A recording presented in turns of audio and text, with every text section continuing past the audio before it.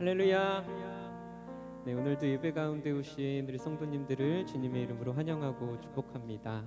오늘도 방금 우리가 함께 묵상했던 찬양처럼 주님 앞에 가까이 나아가는 시간이 되기를 소망합니다. 그냥 한 예배 가운데 나왔다, 내가 오늘 주일 예배를 지켰다, 그 정도가 아니라 예배 가운데 나왔을 뿐만 아니라 오늘 우리를 기다리시고 우리를 향해서 두 손을 내미시는 그 주님께 더 가까이 나아가서 그분의 은혜 가운데 깊이 잠기는 그러한 예배의 시간이 오늘 우리 모두 가운데 있었으면 좋겠습니다. 그렇게 기대하면서 오늘 시간에 함께 찬양하면서 주님 앞에 나아가겠습니다.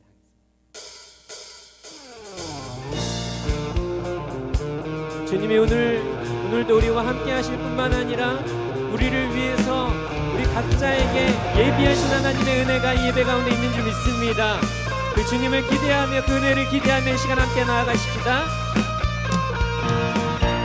새 힘 얻으리 주를 바랄 때, 주를 바랄 때, 우리 주를 바랄 때, 새 힘 얻으리 주를 바랄 때, 주를 바랄 때, 다시 한번 새 힘 얻으리, 새 힘 얻으리 주를 바랄 때, 주를 바랄 때, 우리 주를 바랄 때, 새 힘 얻으리 주를 바랄 때, 주를 바랄 때, 우리 주를 바랄 때, 주님 통치하시네,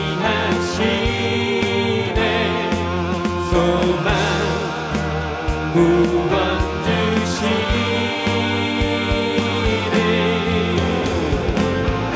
당신은 영원하신 주, 내 영원하신 주, 지치지 않으시는 주님, 약한 자 방패 되시며 위로자 되신 주, 독수리 같은 힘드시네. 우리가 예배하는 하나님 이러한 분이십니다. 다시 한번 새 힘 얻으리, 새 힘 얻으리 주를 바랄 때, 주를 바랄 때, 우리 주를 바랄 때, 새 힘 얻으리 주를 바랄 때, 주를 바랄 때, 우리 주를 바랄 때, 주님 통치하시네, 소망 구원 주시네,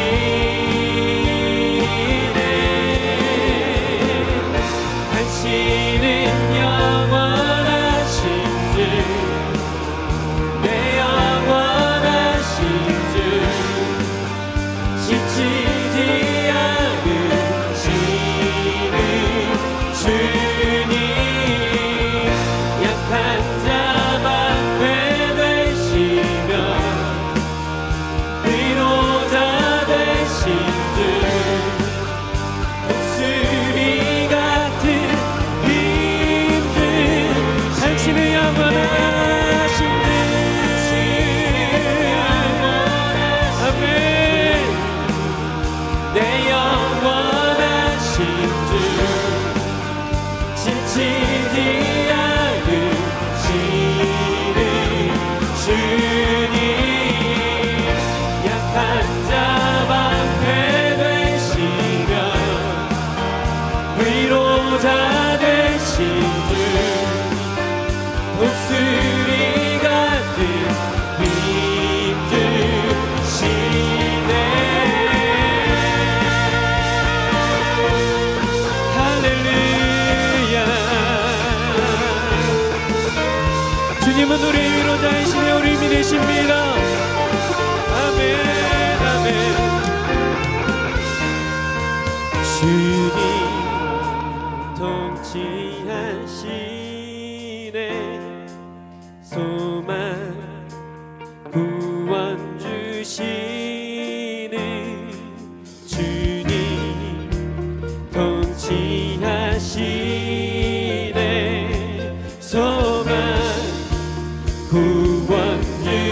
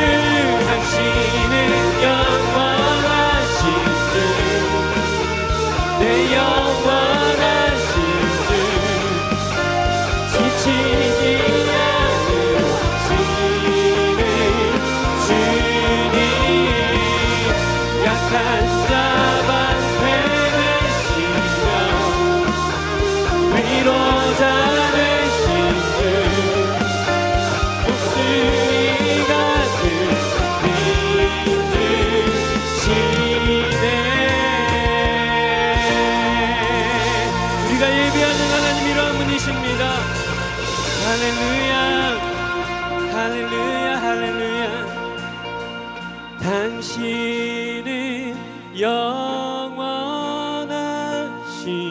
주, 내 영원하신 주, 지치지 않으시는 주님, 약한 자 방패 되시며 위로자 되신 주, 독수리 같은 힘 주시네.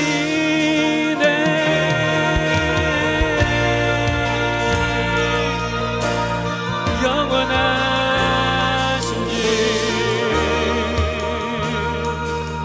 내 영원하신 주, 내 영원하신 주, 지치지 않으시는 주님, 약한 자 방패 되시며 우리의 위로자,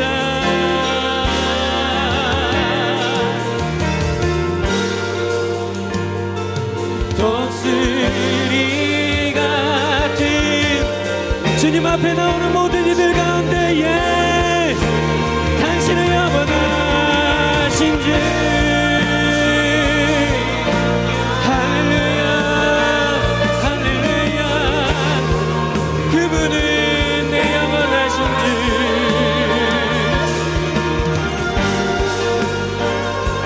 지치지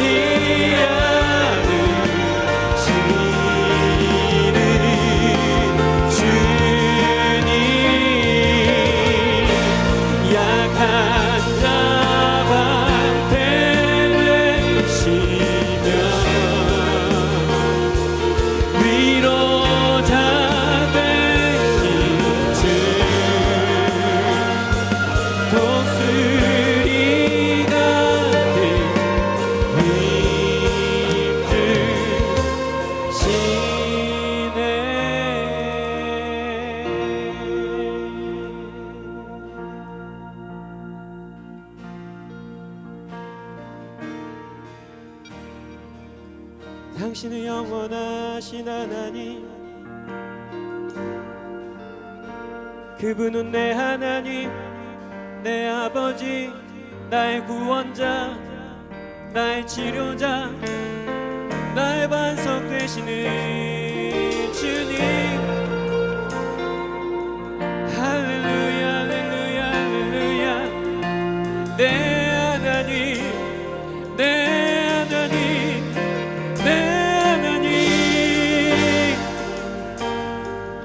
내 하나님, 내 하나님, 우리 아버지 되시는 주님, 주님, 주님.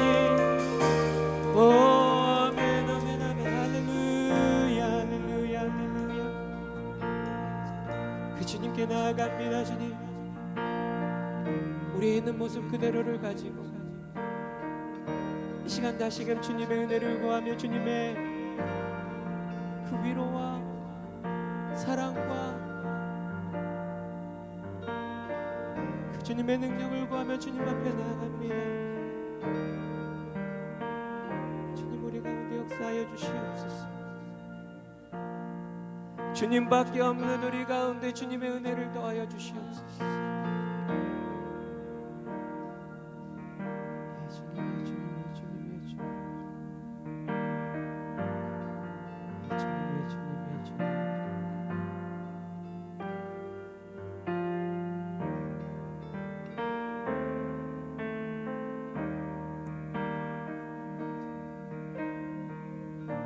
무한 시절 지날 때, 깊은 한숨 내쉴 때, 그런 풍경 보시며 단식하는 분이 있네. 그와 같이 너희를 버려두지 않으리. 내가 너희와 영원히 함께하리라. 허무한 시절 지날 때, 허무한 시절 지날 때, 깊은 한숨 내쉴 때, 그런 풍경 보시며 단식하는 분이 있네. 그와 같이 너희를 버려두지 않으리. 내가 너희와 영원히. 이것이 주님의 우리를 향한 약속입니다. 할렐루야. 성령이 오셨네, 성령이 오셨네, 내 주에 보내신 성령이 오셨네. 우리 인생 가운데 친히 찾아오셔서 그 나라 꿈꾸게 하시네. 다시 한번 허무한 시절 지날 때, 허무한 시절 지날 때, 우리의 삶이 이러할지라도 그런 풍경 보시며 단식하는 분이 있네. 그와 같이 너희를 버려두지 않으리. 내가 너희와 영원히 함께하리라. 성령이 오셨네, 성령이 오셨네, 내 주에 보내신 성령이 오셨네. 우리 인생 가운데 친히 찾아오셔서 그 나라 꿈꾸게 하시네. 성령이 오셨네, 성령이 오셨네, 성령이 오셨네, 내 주에 보내신 성령이 오셨네. 우리 인생 가운데 친히 찾아오셔서 그 나라 꿈꾸게 하시네. 억눌린 자 갇힌 자, 억눌린 자 갇힌 자, 자유함이 없는 자, 피난처가 되시는 성령이 계시네. 주의 영이 계신 곳에, 주의 영이 계신 곳에 참자유가 할렐루야. 주의 영이신 성령이 오셨네. 성령이 오셨네, 성령이 오셨네, 내 주에 보내신 성령이 오셨네. 우리 인생 가운데 친히 찾아오셔서 그 나라. 우리 주님을 바라보며, 우리와 함께 하시는 주님을 바라보며, 성령이 오셨네, 성령이 오셨네, 내 주에 보내신 성령이 오셨네. 우리 인생 가운데 친히 찾아오셔서 그 나라. 우리 믿음으로 고백합시다. 성령님 우리와 함께 하십니다. 성령이 오셨네, 성령이 오셨네, 내 주에 보내신 성령이 오셨네. 우리 인생 가운데 친히 찾아오셔서 그 나라 꿈꾸게 하시네. 주님은 나의 주님은 나의 산성, 주님은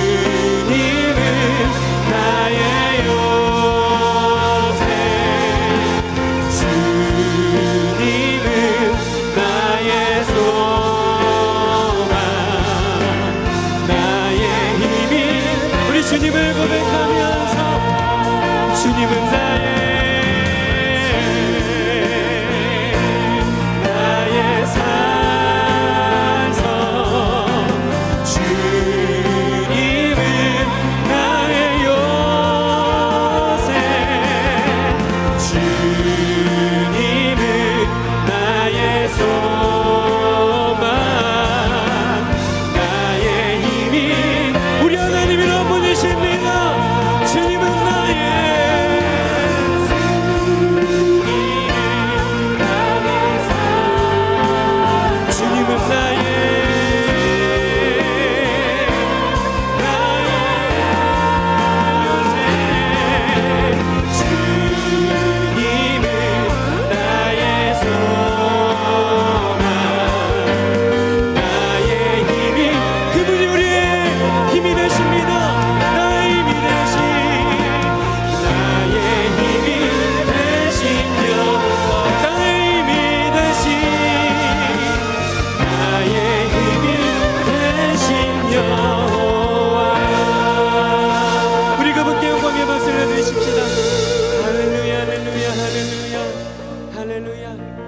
그분이 우리에게 이렇게 말씀하십니다.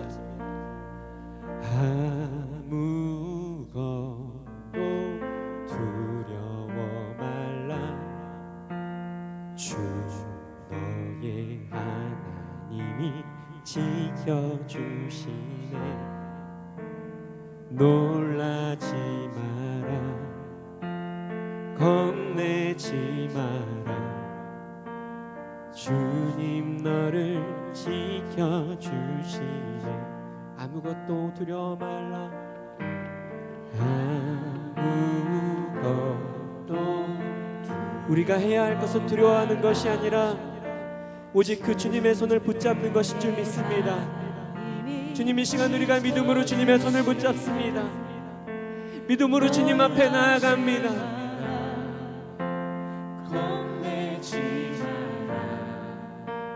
주님 너를 지켜주시네. 새 맘이 힘에 겨워 지칠지라도 주님 너를 지켜주시네. 아멘 아멘.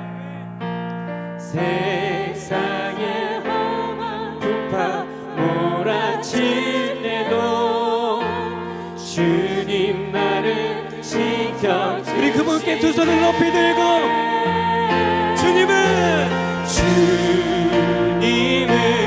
나의 산성.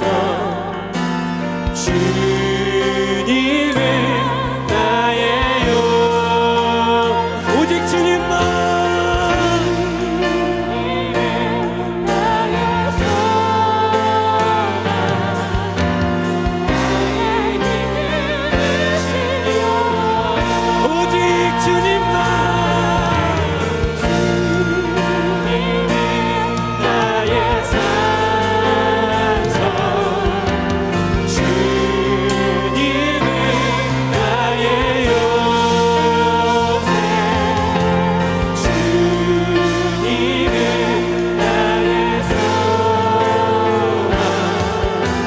다시 한번 인정하며 우리에게 주님밖에 없음을 고백하며 주님은 나의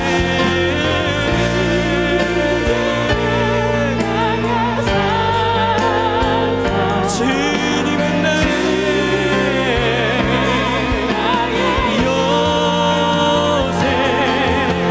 주님은 나의 소망 나의 힘이 되시며 나의 힘이 되시며 나의 힘이 되신 나의 하나님 나의 힘이 되신 여호와.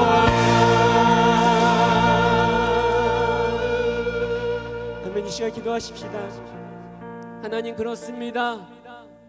주님밖에 없습니다. 주님 이 시간 주님 앞에 나아갈 때에 우리의 모든 생각과 우리의 모든 상식과 또 우리가 가지고 있는 여러 가지 삶의 틀 다 내려놓고 오직 하나님 한 분만 바라보며 나아가게 하여 주시옵소서. 오직 주님께만 더 가까이 나아가겠다는 그 믿음의 고백을 드리며 나아가는 예배의 시간들이 되게 하여 주시고 오직 주님밖에 우리에게 소망이 없음을 인정하며 예배 가운데 주님 앞에 나아가는 시간들 되게 하여 주시옵소서. 오늘도 말씀을 들고 단위에 서시는 담임 목사님 가운데 기름 부어주시고 하나님 허락하시는 놀라운 그 능력의 말씀이 온전하게 선포되어질 뿐만 아니라 그 말씀을 듣고 그 말씀 가운데 나아가는 저희들 모든 마음의 문도 열려 그 말씀을 우리의 힘으로 삼고 나아가는 시간들 되도록 주님 이 시간 함께 해달라고 우리 주여 한번 외치고 함께 동성으로 기도하겠습니다. 주여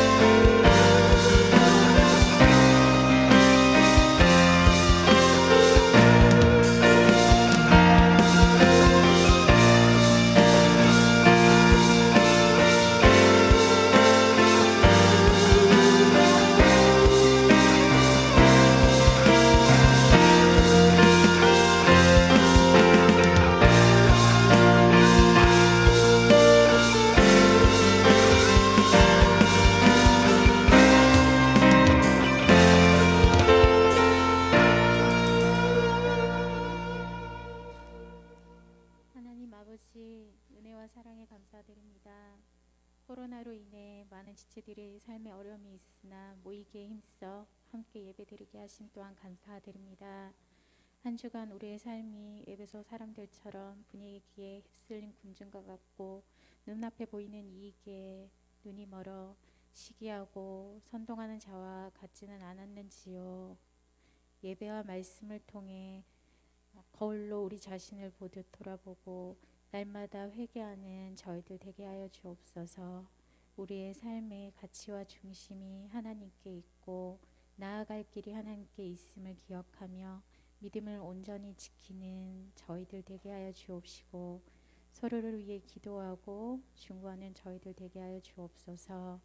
또한 하나님께서 예배를 주관하여 주시고 말씀을 증거하시는 담임 목사님께도 성령의 충만함을 주셔서 말씀을 전하실 때에 이 자리에 모인 모두가 은혜 받고 깨어지며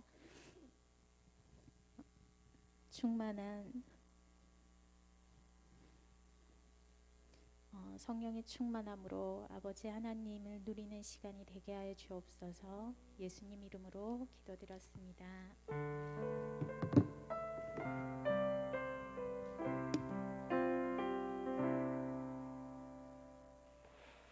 하나님 말씀은 사도행전 20장 1절부터 3절입니다. 사도행전 20장 1절부터 3절 말씀 우리 한 절씩 교도하겠습니다. 사도행전 20장 1절부터 3절입니다. 소요가 그침에 바울은 제자들을 불러 권한 후에 작별하고 떠나 마게도냐로 가니라. 그 지방으로 다녀가며 여러 말로 제자들에게 권하고 헬라에 이르러 3절 같이 읽겠습니다. 거기 석 달 동안 있다가 배 타고 수리아로 가고자 할 때 그때에 유대인들이 자기를 해하려고 공모함으로 마게도냐를 거쳐 돌아가기로 작정하니. 할렐루야. 다시 한번 인사할까? 할렐루야. 하나님의 말씀을 통해 큰 은혜를 믿습니다. 네. 오늘 기도한 자매님 집사님 아들이에요. 진리가 너희를 자유케 하리라 라고 하시는 주님의 말씀은 종교적 수사가 아니라 진실 그 자체였습니다. 진리를 가지고 그 진리를 내 삶으로 받아들인 사람은 세상의 비난에 두려워하지 않습니다. 세상의 그 어떤 환경의 상황도 자유로울 수가 있습니다. 그렇게 그 누구의 비난이나 그 누구의 조종으로부터 자유로운 사람은 자기의 이유를 가지고 있는 사람입니다. 진리로 이르러요. 그렇게 자기의 이유를 가지고 당당하게 세상을 살아갈 것을 명하였음에도 불구하고 세상은 자기의 이유가 아니라 몇몇 영악하고 사악한 사람들의 조종에 의하여 선동당하고 자신의 삶이 송두리째 휘말리는 것을 우리는 보았습니다. 2000년 전 그 에베소에 은장색 공예에 불과했던 드메도리오의 선동에 사람들이 휩싸여 그들이 에베소의 전체에 모인 시민들이 함께 일어나 에베소에 있는 큰 스테디움에 모여 바울을 죽이고 바울을 몰아내자고 그렇게 큰 소리로 떠들었지만 그들 모두는 각자 자신들이 왜 바울이 죽어야 하는지 바울이 떠나야 하는지에 대한 자유기의 이유도 없이 그렇게 큰 소리로 질렀습니다. 그러다 어느 날 어느 시간에 그 에베소의 최고의 행정관이었던 서기장이 와서 아주 논리적으로 그리고 아주 감동적으로 하나하나 그들의 분노와 그들의 이 폭력성이 얼마나 위험한 것인지를 이야기를 하였죠. 막무가내로 그들을 지적하지 않고 공감해 주었습니다. 너희들 이런 것들 다 이해가 된다. 그리고 그들을 진정시켰습니다. 왜냐하면 섣부른 경솔한 행동을 하지 않게 하기 위해서 진정을 시켰습니다. 그리고 공감해주고 진정된 사람들의 마음속에 이제 서기장은 하나하나 팩트를 확인하여 주었습니다. 그들이 신전에 있는 물건들을 도둑질하였느냐, 그들이 그 아데미 여신을 모독하는 것을 누가 직접 들은 적이 있느냐, 그렇게 하나하나 팩트를 확인받은 사람들의 마음은 조금씩 가라앉았습니다. 하지만 그럼에도 불구하고 방금 전까지만 해도 에베소 전체가 무너질 정도로 크게 부러지셨던 사람들의 분노와 그 마음은 쉽게 가라앉지 않자 서기장은 마지막으로 그래 너희들의 마음 이해한다. 근데 너희가 다 집으로 가고 합법적인 절차에 따라 고소를 하고 고발을 하면 정부에서 관청에서 그들을 잡아서 정확하게 조사하고 처벌할 것이다. 그들의 분노를 표현할 수 있는 우회도를 열어주자 그들의 마음이 다 풀렸지요. 그리고 그들 모두는 한 명 한 명 다 집으로 흩어졌다고 누가는 기록하였습니다.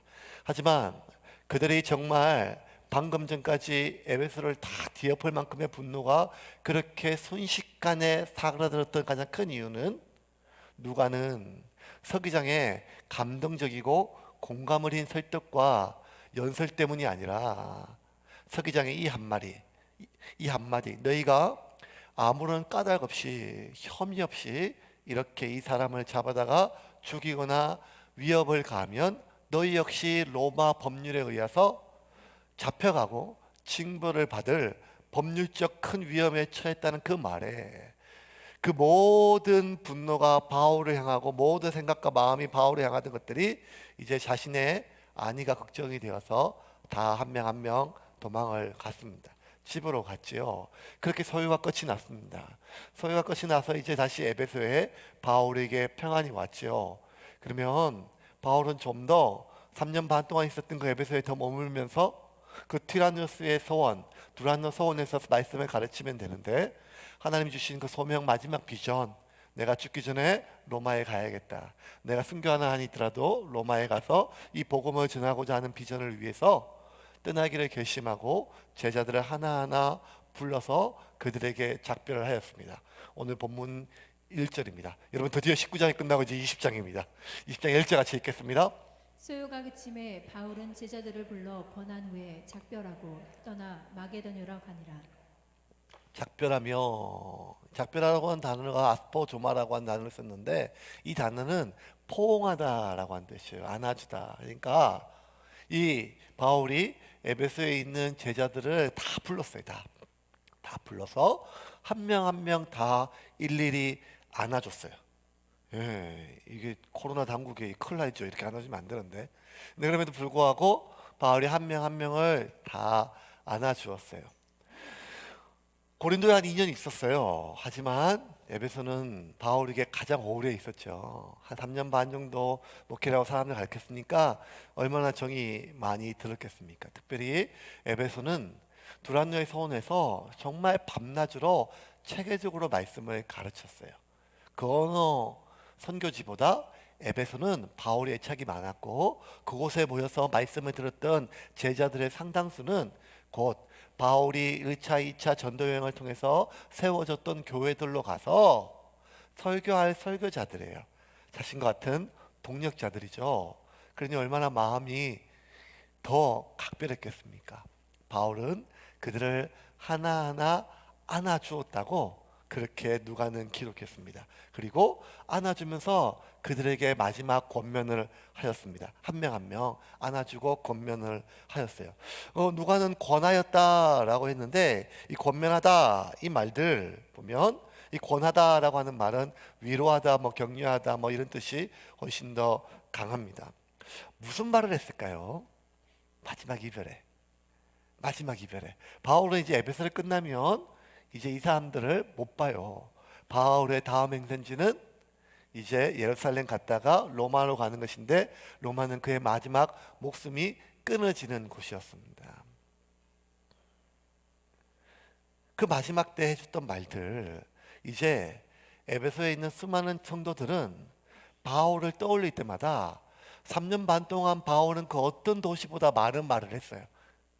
진짜 에베소에서 진짜 많은 말을 했어요. 말씀을 가르치고 정말 많은 말을 했어요. 그런데 에베소에서 바울이 지난 모든 1차, 2차, 3차 선교여행 가운데 가장 많은 말을 에베소에서 했고, 에베소에 있는 성도들은 진짜 그 바울의 그 많은 말을 다 들었어요. 근데 그럼에도 불구하고 이제 이 헤어짐 이후로 에베소 성도들은 바울을 떠올릴 때마다 생각나는 말은 어떤 말인가 하면 바울이 마지막에 한 명 한 명 안아주고 포옹해주며 했던 권했던 그 말이 기억이 나겠지요. 더군다나 시간이 얼마 지나지 않아서 에베소 성도들은 로마에서 바울이 목이 잘려 참수당하여 순교했다는 소식을 듣습니다. 얼마나 억장이 무너졌을까요? 그때도 그들은 바울을 떠올릴 때 어떤 생각이 났을까요? 어떤 말이 났을까요? 그 마지막 이별의 순간에 바울이 한 명 한 명 안아주면서 해줬던 그 말들이 떠오르지 않았겠습니까? 그러고 보면 바울이 오늘 본문의 이 짧은 구절이지만 한 명 한 명 아스포조마에 안아주면서 그들을 작별하면서 그들을 권하해줬던 파라칼레오, 그 말이 어쩌면 에베소 성도들이 앞으로 살아갈 평생의 삶에 가장 강력한 삶의 이유였고 자기의 이유가 되었겠죠. 때로는 참 힘들고 어려울 때, 두려울 때, 정말 내 마음을 알아주는 사람이 아무도 없다고 절벽같이 느껴진 그 순간에도 바울이 3년 반 동안 가르쳤던 그 어떤 말보다 그 마지막 순간 일일이 안아주면서 해줬던 그 바울의 따뜻한 격려와 위로가 그들에게 평생을 남았겠죠. 그러고 보면 저도 그런 것 같아요. 이제 아버님이 돌아가신 지가 꽤 돼서 아버님과 함께 살았던 시간보다 아버님이 돌아가신 이후의 삶이 훨씬 더 많거든요. 그럼에도 불구하고 아버님 생각이 많이 나는데 그렇게 아버님과 함께 많이 지냈던 시간 중에 신기한 거는 아버지 얼굴도 기억이 나는데 아버지 목소리가 기억이 잘 안 나요. 목소리가. 그리고 아버님 방에 그 특유의 독특한 냄새가 있었거든요. 담배를 하루에 3가지 피우셔가지고 그 방에 들어가기 참 싫어했는데 이제 그때 아버님이 그 담배 냄새 지운다고 그 스킨 로션을 쌓아가지고 조금 뿌리셨는데 그 좀 좋은 거 써야 되는데 이발소에서 항상 사오셨어요. 그래서 그 이발소 스킨하고 그 싸구려 스킨하고 그 담배 짠 냄새 그 독특한 조합이 놀라운 냄새가 있거든요. 그런데 그 냄새 잘 기억이 안 나요. 아버지 목소리도 기억이 안 나고 냄새도 잘 기억이 안 나는데 그래서 떠올릴 때 뭐가 기억이 나는가 하면 제가 아버님 떠날 때 했던 마지막 했던 말, 희철아, 집에서 희철아 불렀는데 희철아 밥 굶지 말고 밥 먹고 다녀라고 했던 그 말. 인생에서 그렇게 큰 어떤 최선을 다해라, 성공해라 이런 말이 아니었어요. 그런데도 불구하고 그 마지막 말이 어쩌면 제 평생에 남는 말 같아요. 그러고 보면 우리가 한평생 살면서 참 많은 사람 만나고 또 참 많은 사람들에게 많은 말들, 사랑하는 가족에게도 그렇겠지요. 그런데 결국 우리가 이름도 남기고 집도 남기고 재산도 남기고 업적도 남기고 교회도 남기고 뭘 다 남기는 것처럼 보이지만 결국 마지막에 누군가의 기억에 남는 것은 한두 마디의 말이었다는 거예요. 그 말. 그러고 보면 우리가 어떤 말을 하고 살아야 될지, 또 어떤 말을 남기고 살아야 될지는 참 많은 생각이 드는 그런 본문입니다. 시간이 참 빨리 지난 것 같아요. 지금 새로운교회가 벌써 개척한 지 거의 5년이 다 돼가더라고요. 5년이 다 돼가요. 그러고 보면 진짜 빨리 지난 것 같아요. 벌써? 와. 그러니까 이제 저도 이제 내후년이 되면 50이 되니까 이제 어떤 생각이 드는가 하면 내 인생의 11조가 지났네 이렇게. 근데 내 인생의 11조가 어디에 들어갔는가 하면 세움교회를 시작하고 세움교회를 세워가는데 시간이 지났어요. 그리고 이제 앞으로 시간이 더 빨리 지나가겠죠. 더 빨리 지나갈 것 같아요. 어르신들 하시는 말씀 들으면 더 빨리 지나간다고 하니까. 그러면 제 어떤 마음이 드는가 하면 설교를 준비하면서 지난 5년 동안 그래 교회를 시작하고 개척에 하나님께서 많은 복을 주시고 은혜를 주셔서 또 이렇게 교회 예배 장소도 얻었고 또 공사도 하였지만 결국 남긴 것은 사람이고 그 사람을 세우는 하나님의 말씀인데 나는 무엇을 남겼고 그들에게 무엇을 심었는가 이런 생각이 좀 들더라고요. 바울 역시 이제 오늘 본문에 이제 에베소를 떠나 바울은 자기가 2차 전도 여행 때 세웠던 마케도니아 지역의 여러 교회들을 둘러볼 것 같아요. 그러니까 지금 에베소는 터키 지역에 있고요. 이 터키에서 배를 타고 대륙을 넘어가면 유럽인데 그 그리스 북부를 마케도니아라 하고 그리스 남부를 아가야, 헬라 이렇게 얘기를 해요. 그러니까 이제 바울은 똑같이 2차 전도 여행처럼 드로아에 가서 배를 타고 이제 마케도니아 지방으로 가서 우리가 계속해서 한 1년 동안 살펴봤던 빌립보, 데살로니가 그리고 베레아, 고린도 이런 교회들을 살펴보고 둘러보고 그들을 위로하고 이제 예루살렘 갔다가 돌아갈 것입니다. 그런데 그때 바울 역시 그 수많은 교회들을 돌아가 보면서 어떤 생각이 좀 들었을까요? 드로아에 도착을 했어요. 드라이버스 배를 기다리고 있어요. 지금처럼 매일 전기선이 있는 것이 아니라 언제 배가 뜰지는 몰라요. 그러니 드로아에 정박하면서 배가 오는 소식만 계속 기다리고 있으면서 여러 가지 생각이 들었어요. 왜냐하면 6년 전에 바울이 이 드로아에서 어느 환상을 하나 봤는데 그 환상이 뭔가 하면 한 마게도냐인이 건너와서 우리를 도우라고 하는 그 환상을 보았어요. 그 환상을 보고 바울이 더 이상 바울의 원래 계획은 아시아 지역의 1차 전도여행 때 세웠던 갈라디아 지역의 교회를 돌아보는 것인데 성령이 계속해서 그 교회를 돌아보는 길을 막았어요. 왜 그러실까? 왜 성교를 막지? 그랬었는데 그 모든 퍼즐이 풀리면서 하나님이 나보고 성령이 나보고 이 마게도냐로 넘어가라는 것이구나. 그렇게 해서 사람들을 다 데리고 마게도냐로 넘어갔지요. 마게도냐로 넘어가서 참 고생을 많이 했어요. 여러분 기억나시죠? 빌립보 가가지고 하도 귀신 들린 여종이 괴롭히니까 예수의 이름으로 귀신 쫓아내니 그 점치는 것 점을 못 치게 되니까 그 주인들이 고발을 해가지고 빌립보에 잡혀서 얼마나 맞았는지 등창이 다 터져가지고 앉지도 못하고 눕지도 못하고 그런데도 지하 감옥에 착고에 차여가지고 발이 찢어진 상태에서 눕지도 못하고 이렇게 했는데 그 찬양하고 그 아픈 밤에 그래서 하나님께 찬양하는 그날 하나님이 천국과 천사를 보내고 지진을 일으켜서 옥문을 다 열어주셨는데 그때 그 자기들을 지키던 간수가 도망간 줄 알고 자결 하려고 갔을 때 자결 하지 마라 내가 여기 있다 하니 간수가 너무 감격해서 바울을 불러서 자기 집에 복음을 다 듣게 하고 그들이 다 세례를 받고 그리고 더 감격스러운 건 뭔가 하면 낮에 이 사람한테 맞아가지고 등창이 다 터졌는데 저녁에 이 새벽에 다시 이 사람이 등창에 있는 상처를 씻어주고 기름을 발라주면서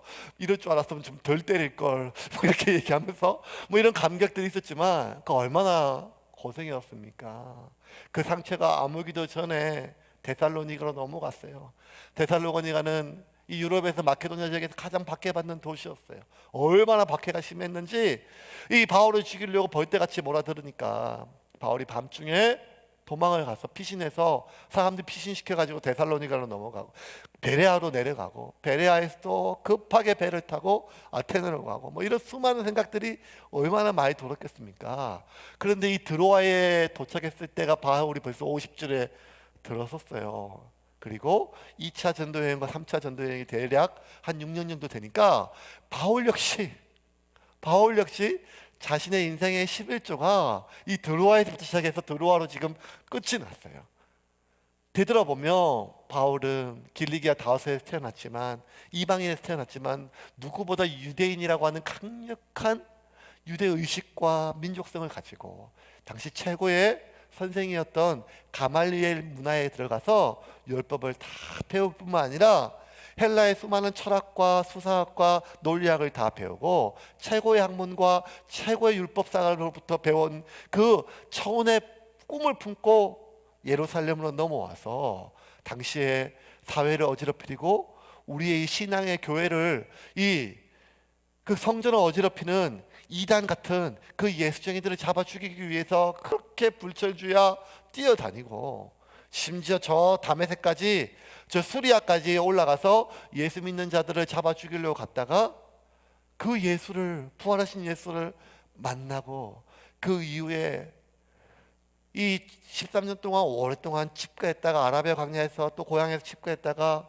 바나바가 불러가지고 안디옥에서 목회하고 그리고 1차, 2차, 3차 전도여행을 다 했는데 자신의 인생을 돌아봤을 때 가장 황금기는 언제 했는가 하면 이 드로아에서 시작된 거예요. 마케도니아로 건너가서 유럽에서 빌립보, 데살로니가, 베레아, 고린도, 아테네, 에베소 자기 인생의 가장 많은 고생, 제일 많이 매를 맞았고 제일 많이 고생했어요. 제일 많은 시간, 그 인생의 11조가 어쩌면 자신에게 가장 황금겹고 소중한 시간이었어요. 왜냐하면 그 복음의 선교의 결과로 천하보다 귀한, 보석보다 귀한 교회들이 세워가기 시작했던 거예요. 빌립보 교회, 데살로니가 교회, 베레아 교회, 고린도 교회, 에베소 교회, 골로새 교회, 이 수많은 것들을 봤을 때 바울이 참 마음이 여러 가지 마음이 들었겠지요. 그런 바울에게 이제 드로아에서 배를 타고 마케도니아로 넘어갑니다. 마케도니아로 넘어가서 자기가 세웠고 자기가 복음을 전했던 6년 전에 그 사람들에게 가서 다시 한번 그들을 위로하고 말씀을 전해요.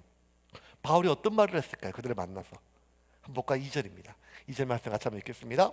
같이 읽겠습니다. 시작. 그 지방으로 다녀가며 여러 말로 제자들에게 권하고 헬라에 이르러. 자, 그 지방으로 다녀가며 여러 말로 제자들에게 권하여 헬라에 이르러. 그 지방은 보니까 마케도니아 북부 지방이고 헬라 남쪽 이 고린도 지역 이쪽 지역이에요. 여러 말로 권했다 그랬어요. 여러 말로 권하여. 여러 말로. 그러니까 여러 말을 했는데 여러 말로 뭐라는 권하다. 1절에 똑같은 단어를 썼어요. 에베소에서 나타날 때도 한 명 한 명 안아주고 포옹하면서 그들을 권하였다 그랬거든요. 이 권하다 1절과 2절 동시에 뭘 썼는가 하면 권하다는 말을 파라칼레오란 말을 썼어요. 파라칼레오.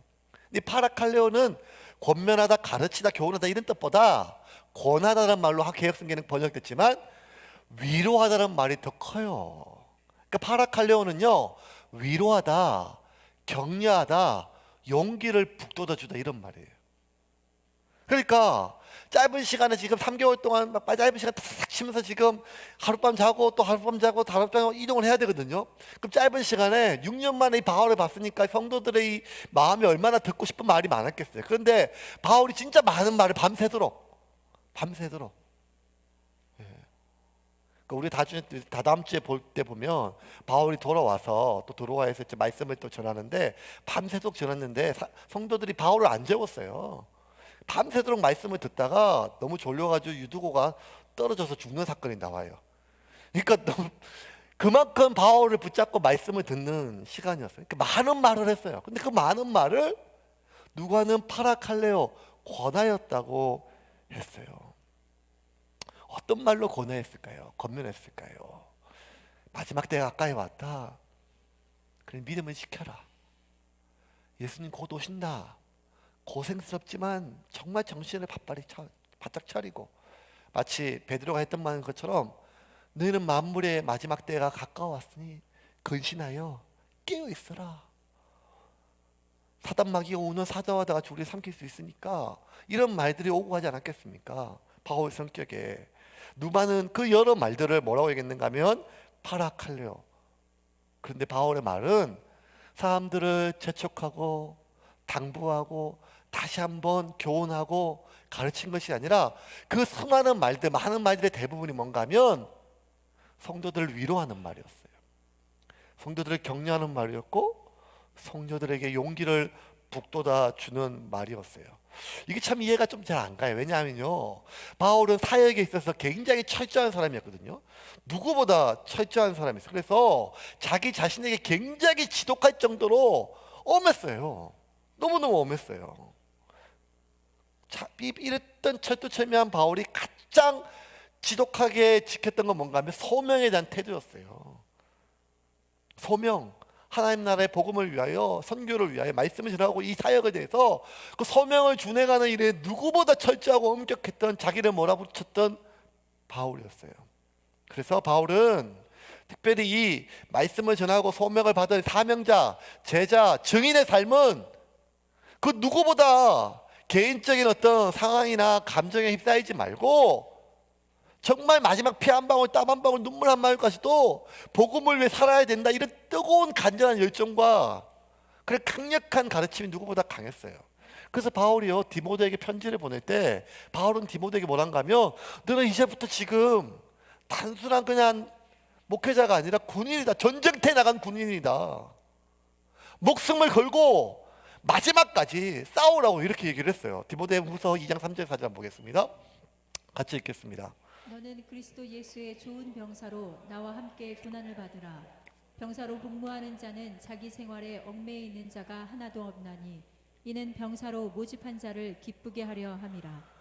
안 그래도 목회하는데 힘든데 디모데에게 너 나와 함께 고난을 받으라. 너 병사다. 우리 지금 전쟁터, 하나님의 복음의 나라, 거대한 전쟁터에 부름받은 병사니까. 병사로 부름받은 사람은 자신의 삶에 생각할 여유가 없다. 처와 자식, 배와 건물 이런 게 아니다. 마지막 피 한 방울까지 전쟁을 위해서, 이 복음을 위해 싸우라는 거예요. 그런데 이 바울의 이러한 당부는요, 목회자뿐만 아니라 일반 성도도 마찬가지였어요. 고린도 교회 성도들에게 보낸 편지에 바울은 뭐라는가 하면, 야, 너희들 맨날 여기 고린도에서 열리는 이스트미아와 올림픽 경기 봤지? 그 참석하는 사람들 2년마다 4년마다 한번 경기에 들어가려고 얼마나 열심히 죽기 살기로 연습하냐. 너희들은 그러한 선수들이니까 앞뒤 돌아보지 말고 개인적인 삶에 나태하지 말고 매사에 절제하고 나가라고 이렇게 얘기했습니다. 고린도전서 9장 24절 25절 볼까요? 같이 보겠습니다. 운동장에서 다름질하는 자들이 다 달릴지라도 오직 상을 받는 사람은 한 사람인 줄을 너희가 알지 못하느냐. 너희도 상을 받도록 이와 같이 다름질하라. 이기기를 다투는 자마다 모든 일에 절제하나니 그들은 썩을 승리자의 관을 얻고자 하되 우리는 썩지 아니할 것을 얻고자 하노라. 바울이 보내는 편지 곳곳에 보면 군인이다. 자기 생활이 어디 있냐. 싸워라. 목숨 걸고 매사에 절제하고 자기 삶에 얽매이지 말고 나태하지 말고 이런 말들이 대부분이었단 말이에요. 이런 바울이었기 때문에 같이 복음을 전하러 왔다가 선교하러 갔다가 너무 힘들다고 고향으로 도망간 마가 같은 사람이 용서가 안 됐어요. 오죽하면 그 고향 다소에 폐인처럼 칩거하고 있는 자기를 불러가지고 안디옥에서 목회자로 세워주고, 그래도 믿지 못해서 예루살렘에 있는 많은 어른들이 의심하니까 예루살렘까지 같이 가서 변호해주고, 1차 전도여행 때 고생 다 했던 유일한 친구였고 자신의 스승이었고 자신의 동력자였고 위로자였던 그 바나바, 이름도 그 위로였던 바나바하고 헤어지는 한이 있다 할지라도 저렇게 개인적인 감정에 빠져가지고 나약해서 복음 가다가 도망가는 저런 인간, 나는 개인적으로 용서는 할 수 있지만 동력할 수는 없다. 왜? 이 길은 전우의 시체를 넘고 꼭 가야 될 전쟁터인데 어떻게 그렇게 개인적인 감정에 휩싸일 수가 있겠냐. 그러니 내가 당신 바나바하고 헤어지는 한이 있더라도 이 마가는 내가 못 데려간다. 그러니까 진짜 바울은 진짜 피도 눈물도 없는 것 같아요. 저는 부목사로 간다면 바나바 목사님 밑에 가고 싶어요. 바울 목사님 밑에 가면 죽었을 것 같아요. 죽었을 것 같아 진짜. 다시 공항에 와서 제주도 20번 가야 됐을 것 같아.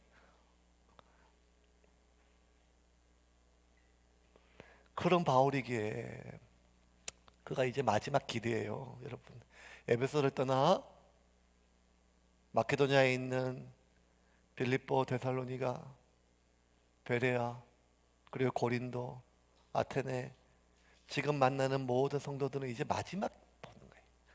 근데 바울이 하줄 말이 얼마나 많았겠어요. 많은 말이 있었겠죠. 내가 너희들 가르쳐준 대로, 믿음대로, 말씀대로 배신하지 말고 기도하고, 항상 기도하고, 쉬지 말고 기도하고, 범사에 감사하고, 이런 말들이 얼마나 많았겠습니까? 얼마나 비장한 말이겠습니까? 너희들은 올림픽에 나가는 선수들이다. 너희는 전쟁터에 나가는 군인이다.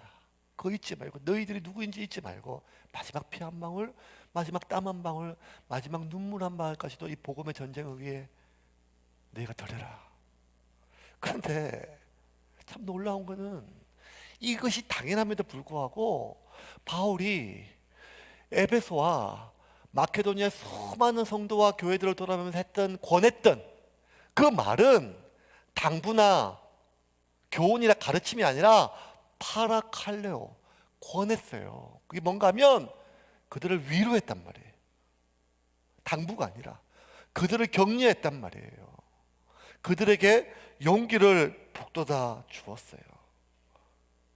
바울은요, 마케도니아 지역에서 가장 박해가 심했던 지역은 데살로니가 교회거든요. 데살로니가 가장 심했어요. 그래서 데살로니가 교회에 어떻게든 자기가 가서 사람들 좀 위로하고 격려해 주고 싶었는데 못 가니까 아들 같은 분신 같은 디모데를 보내가지고 그들을 위로했어요. 데살로니가전서 3장 2절 3절 볼까요? 같이 읽겠습니다. 우리 형제 곧 그리스도의 복음을 전하는 하나님의 일꾼인 디모데를 보내노니 이는 너희를 굳건하게 하고 너희 믿음에 대하여 위로함으로 아무도 이 여러 환난 중에 흔들리지 않게 하려 함이라. 우리가 이것을 위하여 세움 받은 줄을 너희가 친히 알리라.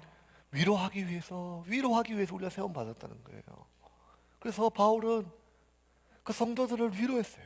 많은 말로 위로했을 뿐만 아니라 격려했어요. 격려. 이 데살로니가 성도들은 디모데를 통해서 전해받았던 바울의 말로 큰 위로를 받았어요. 그런데 다시 디모데가 바울에게 데살로니가 교회의 성도들 상태를 이야기해 줬을 때 바울이 다시 편지를 써서 보내요. 그 편지에 이렇게 나와 있어요. 같이 한번 볼까요? 같이 읽겠습니다. 지금은 디모데가 너희에게로부터 와서 너희 믿음과 사랑의 기쁜 소식을 우리에게 전하고 또 너희가 항상 우리를 잘 생각하여 우리가 너희를 간절히 보고자 함과 같이 너희도 우리를 간절히 보고자 한다 하니 이러므로 형제들아 우리가 모든 궁핍과 환난 가운데서 너희 믿음으로 말미암아 너희에게 위로를 받았노라. 그러므로 너희가 주 안에 굳게 선즉 우리가 이제는 살리라. 7절에 이러므로 형제들아 우리가 모든 궁핍과 환난 가운데, 지금 우리도 진짜 너무 궁핍하다, 그리고 환난이다. 그런데도 불구하고 너희들의 믿음의 얘기를 들으니까 내가 위로를 받았다. 데살로니가에 있는 성도들이 모여서 바울이 보낸 이 편지를 읽었어요. 야, 바울 선생님이 우리를 보고 위로를 받았대. 야, 우리를 보고 위로를 받았대. 그걸 듣자 그들이 정말 격려가 됐어요. 우리가 제대로 하고 있구나. 우리가 제대로 하고 있구나. 그 용기가 되었죠. 바울은 그 누구보다 냉철하게 너희의 문제가 뭔지, 이 교회의 문제가 무엇인지 머리부터 발끝까지 하나하나 분석하고 진술할 수 있는 사람이에요. 요새 말로 뼈 때리는 팩트로 얼마나 패역하고 얼마나 잘못했고 그 문제가 얼마나 심각한지에 대해서 누구보다 냉철하고 누구보다 날카롭게 지적하고 진술할 수 있는 사람이에요. 또 그렇게 했고 고린도 교회에 보내는 바울의 편지를 읽어보면 진짜 잔인할 정도로 하나하나 분석한 그런 바울의 면모가 보입니다. 근데 그런 바울이 그의 마지막 죽음을 앞두고 마지막 성도들을 대면할 때 남겼던 말의 대부분은 파라칼레오, 위로했던 말이에요. 격려했던 말이에요. 그리고 그들에게 용기를 북돋아 주었던 말입니다. 그리고 그 말이 바울은 이제 떠나고 목이 잘려 사라졌을 때 바울에게 배웠던 수많은 교회들이, 바울의 말씀으로 인하여 세워졌던 수많은 성도들이 평생을 살아갈 때 그들을 지켜줬던 말은 바울이 마지막 하나하나 포옹하며 권해줬던 파라칼레오, 바울의 위로였고 바울의 격려였고 바울의 용기였습니다. 그 바울의 위로가 성도들을 살리고 그 바울의 격려가 무너져가는 교회를 세웠습니다. 그렇게 바울이 남긴 위로의 말과 바울이 남긴 격려의 말과 바울이 남겼던 용기의 말은 그대로 뭘로 남았는가 하면 말씀으로 남았습니다. 그 말씀으로 남았던 그 말씀, 바울의 위로는요, 2000년 전 그 어느 시기보다 박해가 심해서 살 소망이 끊어지고 밤새 잠을 못 자다가 새벽녘에 겨우 잠이 들면 내 마지막 소원이 내일 아침에 눈을 안 뜨면 좋겠다고 하는 이러한 하루하루의 절망 속에 살아가는 성도들을 다시 살리고 모든 것이 다 무너져가는 교회들을 다시 세웠던 2000년 전의 바울의 위로의 말은 하나님의 말씀이 되어 2000년이 지난 오늘 모든 소망이 끊어진 저와 여러분을 위로하고 모든 것이 허물어지고 다시 다 무너져가는 교회들을 살리는 하나님의 생명의 말씀이 된 줄을 믿으시기를 바랍니다. 이 파라칼레오라는 말을요 조금 분석해보면 헬라어로, 여러분 졸면 안 돼요, 금방 끝날 거니까요. 이런 얘기하면 되니까 파라라고 하는 말이 옆에라고 하는 거예요. 옆에. 칼레오는 부르다는 뜻이에요. 그래서 위로하다, 격려하다, 파라칼레오는 보면 말 그대로 분석하면 옆에서 말하다는 뜻이에요. 이 말은 위로는요 멋지게 떨어져 가지고 내 사정도 모르고 내 상황도 모르고 아픔도 모르는 상태에서 하는 몇 마디 말이 아니라 내 옆에서, 내 안에서 나와 떨어지지 않고 늘 나와 함께 나와 보면서 내 아픔을 다 알고 내가 상황이 어떤 상황인지 다 알고 내 그 슬픔을 다 공감하면서 해주는 위로라는 거예요. 내 안에서 올라오는 위로라는 거예요. 밖에서 관찰자가 아니라. 여러분, 나를 자들을 알지도 못하고 멀찍이 떨어져서 내 고통도 내 슬픔도 아픔도 모르는 상태에서 그냥 떨어져 가지고 해주는 몇 마디 충고와 조언이, 판단과 그 모든 것이 어떻게 나한테 힘이 되겠습니까? 오히려 내 마음만 닫게 만들죠. 제가 지난번에 한번 설교했잖아요. 충조 평판, 충고와 조언과 평가와 판단은 사람을 변화시키는 것이 아니라 오히려 마음의 문을 닫게 봅니다. 근데 파라칼레오는 그게 아니었어요.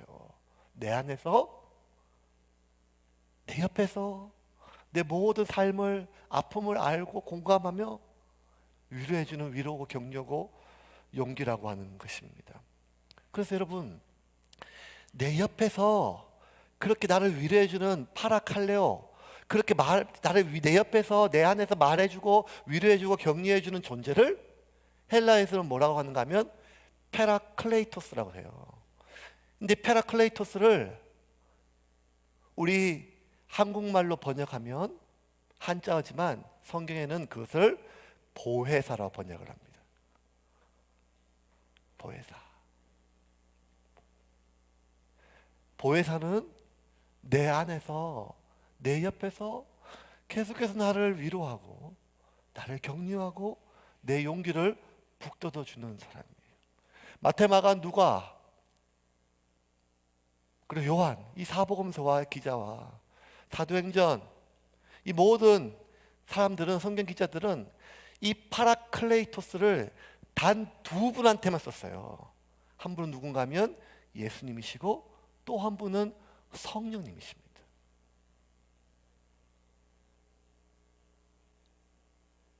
그 성령님은 우리의 보혜사가 되셔서 저 멀리 하늘에서 우리의 기도를 듣는 분이 아니고 지금 내 안에서 나와 함께 이 고통의 현장 속에 나의 아픔과 상황을 다 아시고 나를 위로하시는 분이에요. 나를 격려하시는 분이에요. 나를 용기를 부어주시는 분이에요. 근데 그 성령님은 진리의 영이고 거룩의 영이기 때문에 그분이 보시기에 우리의 허물이 왜 안 보이겠어요? 그분이 보실 때 우리의 나약함이 왜 안 보이겠어요? 그분이 보실 때 우리의 한심함이, 우리의 덮어놓고 감추었던 죄가 왜 안 보이겠어요? 그럼에도 불구하고 그분은 끊임없이 우리에게 뭐라고 하는가 하면 위로하신다는 거예요. 격려한다는 거예요.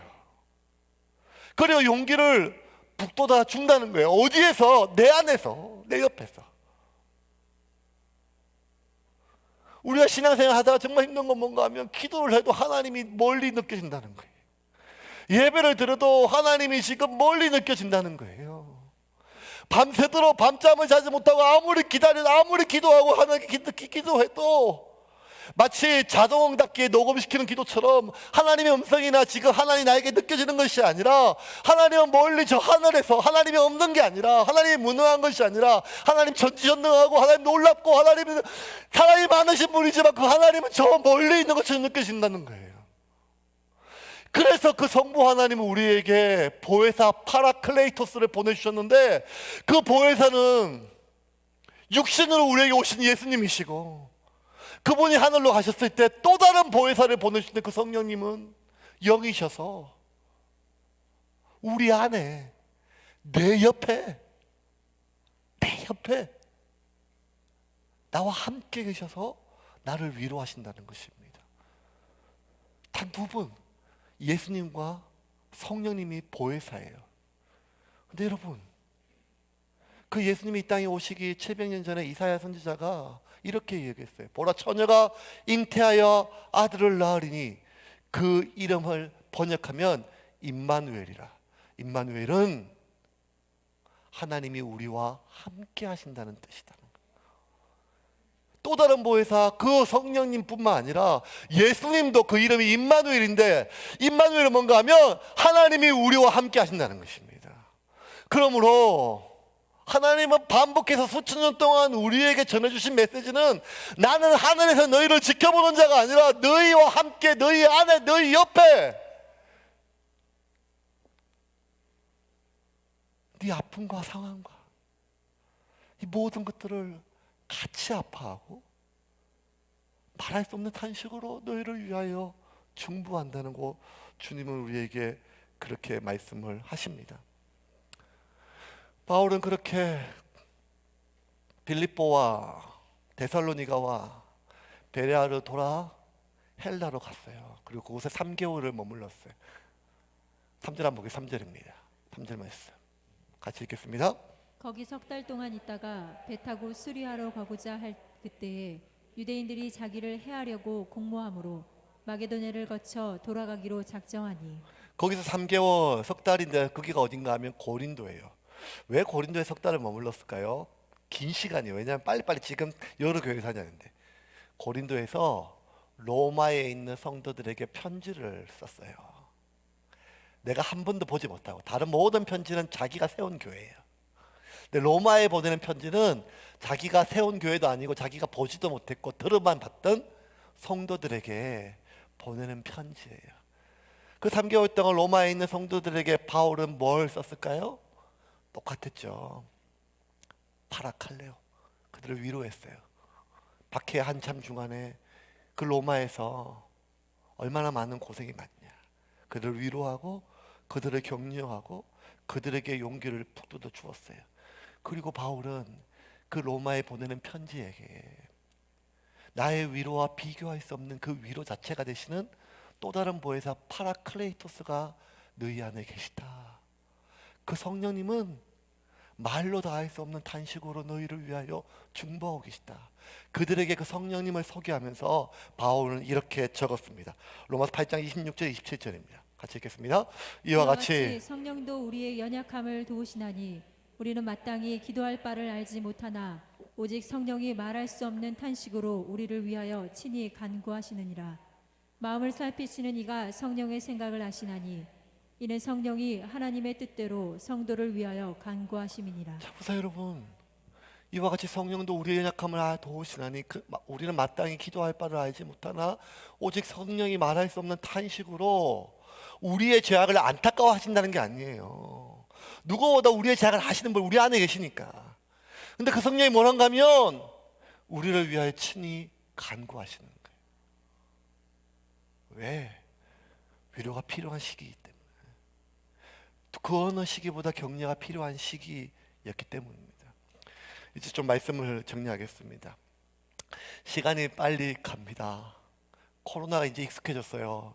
여러분 마스크 쓰고 앉아있는 여러분이 하나도 어색하지가 않아요. 신기하죠? 이제 교회 엘리베이터 내리자마자 체온을 재는 게 하나도 어색하지가 않아요. 이 사람의 적응력은 참 놀랍습니다. 시간은 정말 빨리 갈 것입니다. 우리가 지금까지 살아온 시간보다 앞으로 살아갈 시간은 훨씬 더 빨리 지나갈 것입니다.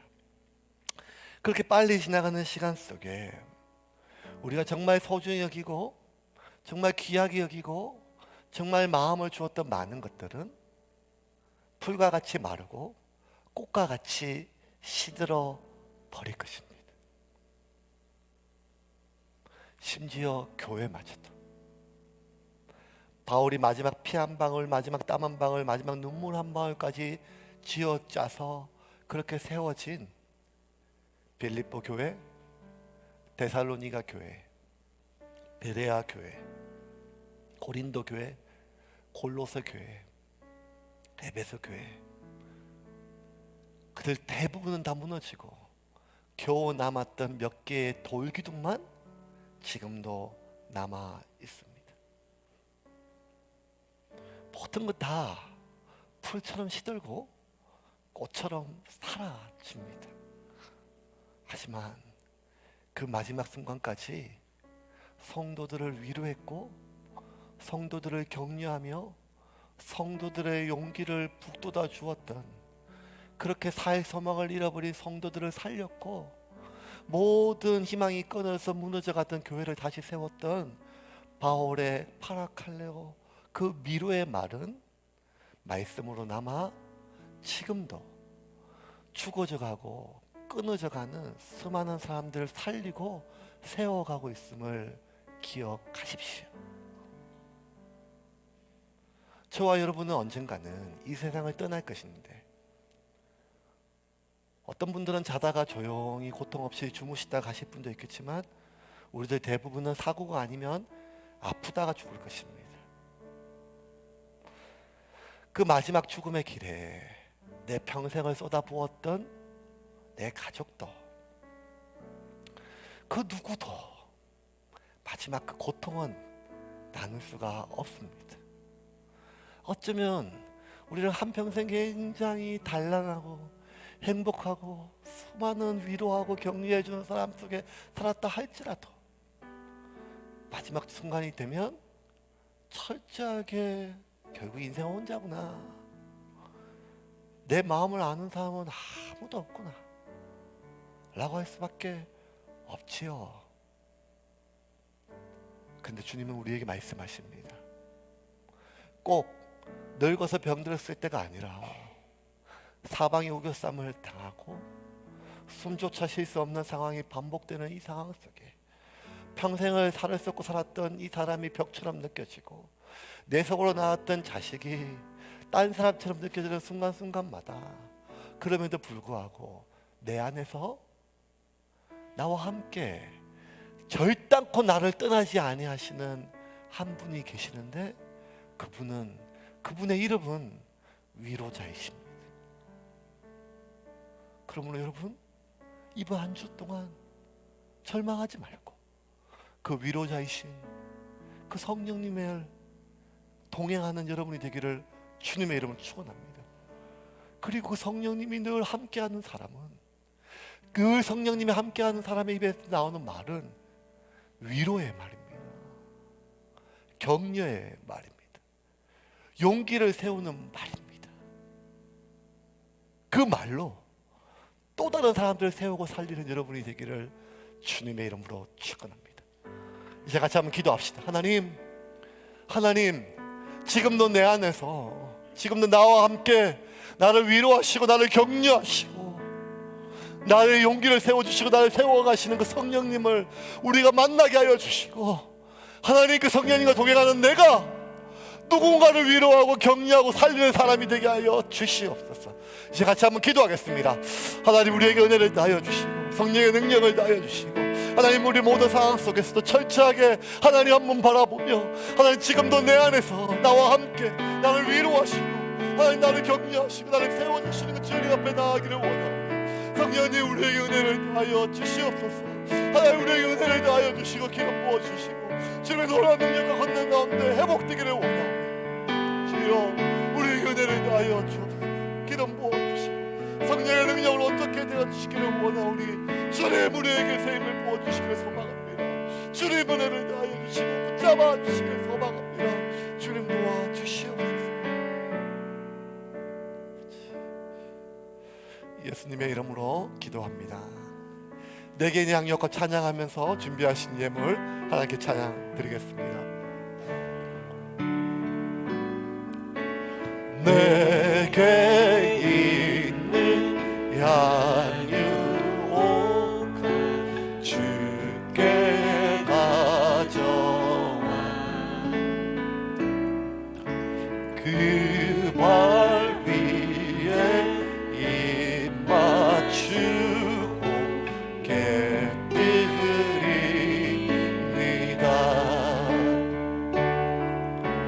나를 위해 험한 산길 오르신 그 발 걸음마다 크신 사랑 새겨놓았네.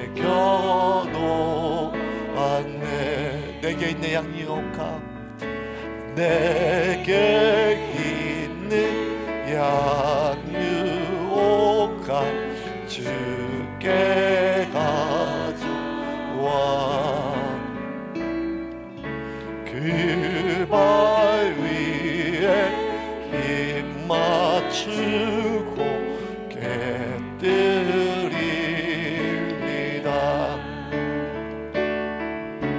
나를 위해 십자가에 달리신 그 발 비로 나의 죄를 객송하셨네.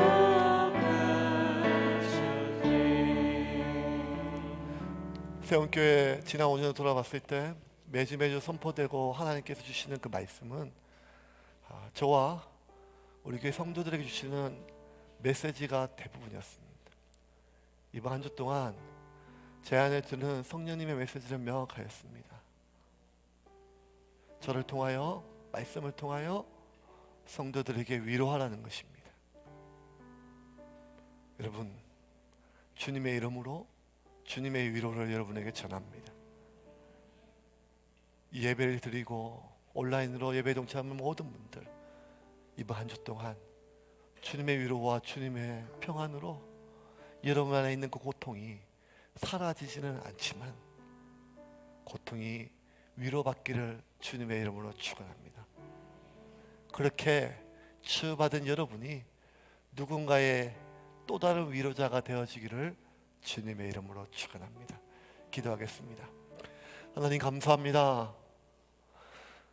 주님의 말씀을 통하여 위로하여 주시고 격려하여 주시고 용기를 북돋아 주신 그 주님의 은혜를 기억하며 사랑하는 귀한 종들이 주님께 나올 때 빈손으로 나오지 않고 주의 영광과 십의 일조와 선교 영광과 이 모양 정말 작정하여 드린 모든 예물 위에 기름 부어 주시고 우리의 시간과 물질뿐만 아니라 우리의 생명까지도 주님께 드려지는 거룩한 산제물 되는 인생 되게 하여 주시옵소서. 사박이 우겨쌈을 당한 것처럼 모든 것이 끊어져 있는 하나님, 사랑하는 종들에게 주님 불쌍히 여겨주시고 그들의 막히고 묶여있던 것들 주님께서 풀어주셔서 하나님이 먹히시고 입히시는 삶이 어떤 삶인지 경험할 수 있도록 은혜를 더하여 주시옵소서. 지금은 우리 주 예수 그리스도의 크신 은혜와 아버지 하나님의 모아하신 사랑과 성령님의 교통하심이 이제 우리를 위로하시고 우리 안에서 우리 옆에서 나를 떠나지 아니하심이 나를 격려하시고 용기를 세워주시는 그 성령님과 동행하며 살아가기를 결심한 우리 모든 성도들과 그 성령님처럼 위로하며 격려하며 살아가기를 결심했던 우리 모든 새온교회 성도들 머리 위에 지금부터 영원토록 함께 있을지어다.